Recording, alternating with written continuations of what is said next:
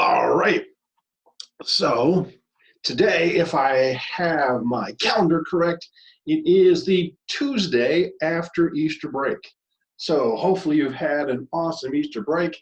Not quite sure whether the Easter Bunny has been coronavirus quarantine or not. Did you get anything?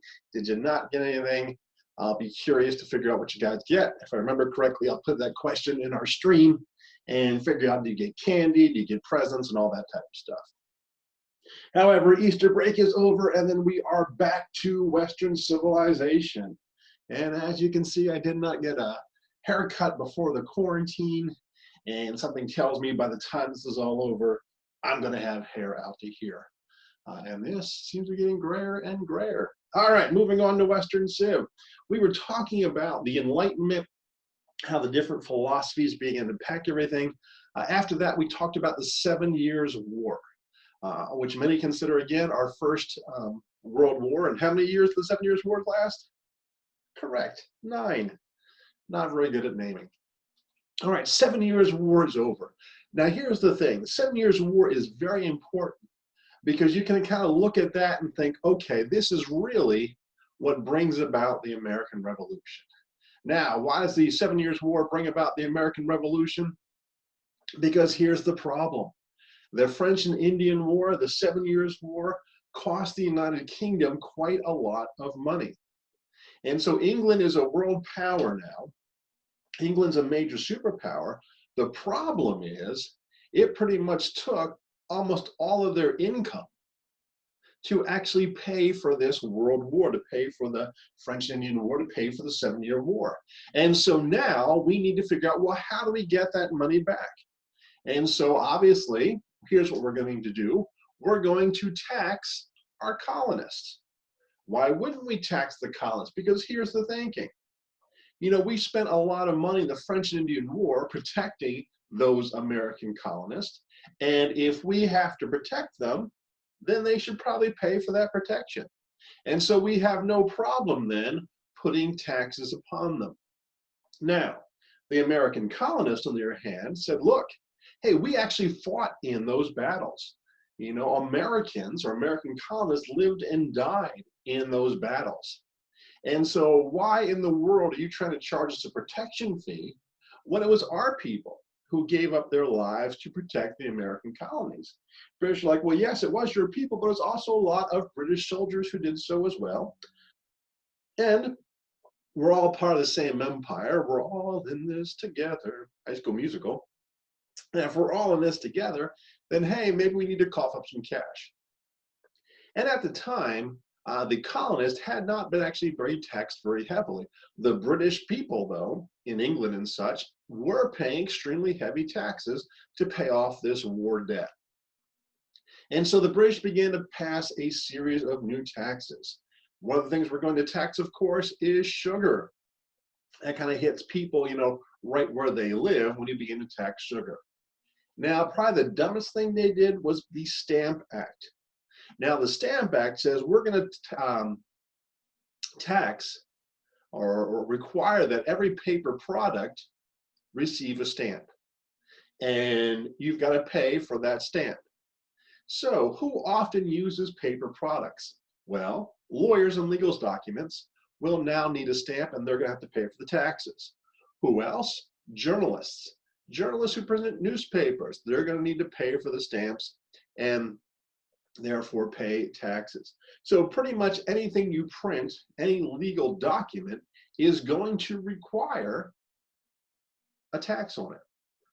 Now, who are the people you probably don't want to irritate if you're the British Empire? The rich, the lawyers, and the journalists. And so this is who they irritated. And so people got very up in arms about this. Now, for the most part, the Stamp Act was really never enforced because a lot of stamp collectors were in fear of their lives. You know, before this act, before some of these acts ever got passed, stamp collectors were run out of town. Not stamp collectors, tax collectors were run out of town. In fact, by the time these taxes are enforced, there are no tax collectors to actually collect these taxes. And so then we repeal the Stamp Act, but then we come up with the Townsend Act. And again, the Townsend Act is a little bit of different taxes. And then we have the Tea Act. You know, we're gonna tax our tea.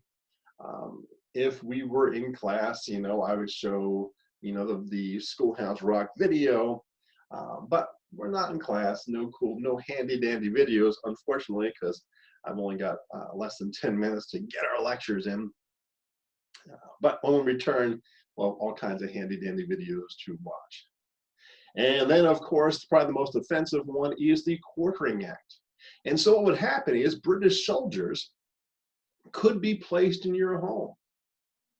And so, you know, Brian, you got your own room, boom, you're out, and a soldier is staying in there. Sabine, boom, you're out, a soldier staying in there. And actually what really happens is the soldier might take over the master bedroom, your parents then kick you off, and then you guys are on the couch. And so people are very offended by this. Why? Because you also have to feed these soldiers. So imagine these guys are coming into your house, taking over your bedrooms, and you now have to feed them. And so the American colonists are very upset about the Quartering Act. And keep in mind, think back to the English Bill of Rights. What was one of the things you weren't supposed to do? Put soldiers into private homes. And so we are actually violating the English Bill of Rights. This is why we did spend some time on the English Bill of Rights, because to understand the American Revolution, you have to understand the American Bill of Rights. I'm scared, not the American Bill of Rights, the English Bill of Rights.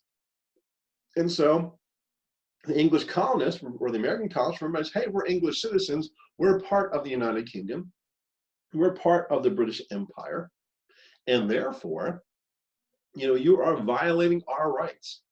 And so the American people did have a right to be upset. And so, of course, they take matters into their own hand. They begin to boycott products. And the American market was a huge market for Britain. And so when we institute the boycott, Britain begins to lose a lot of money. And so then they repeal some of these taxes. Britain passes a law that says, hey, we're repealing these taxes, but just so you know, if we wanted to tax you, we could still tax you. We're just choosing not to tax you. But just so we're clear, we can still tax you. We're just choosing not to. And so that's what Britain does. They repeal the tax, and then they institute a new one, repeal a tax, institute a new one. And then, of course, we have the Boston Tea Party, where they dress as Native Americans, not very well because everybody knew they're American colonists, and they dump millions and millions and millions of dollars of tea into the Boston Harbor. Again, the idea is we're looking back to the Enlightenment with the idea that we have the right to revolt or civil disobedience against the government. And so in 1774, we come up with the Continental Congress. And the job of that really is to represent the nation to the British Empire. And the first thing, and pretty much the only thing the First Continental Congress does, is write a strongly worded letter. We're like, dear King George, we think you're really being mean to us. Please stop being mean. Love, America. Needless to say, King George and the Parliament were like, who cares about your letters? And so they ignored it. And then on July 4th, 1776, the Second Continental Congress declares independence. And so July 4th, 1776, we declare independence. Interestingly enough, it is in June, I think it's 14th, second Saturday is when we celebrate it, Delaware votes for independence. In other words, Delaware says, hey, we're going to send our representatives to the Continental Congress to vote for it, to send them for independence. And so Delaware votes for independence from Great Britain, and Delaware votes for independence from Pennsylvania. At this time, Delaware had been pretty much governed by Pennsylvania, and so they regard this as separation day. Delaware becomes its own state, and they also go on record saying, we want to be free from the English Empire. All right, that is a good place to stop for today. We will see you again, I think, on Thursday.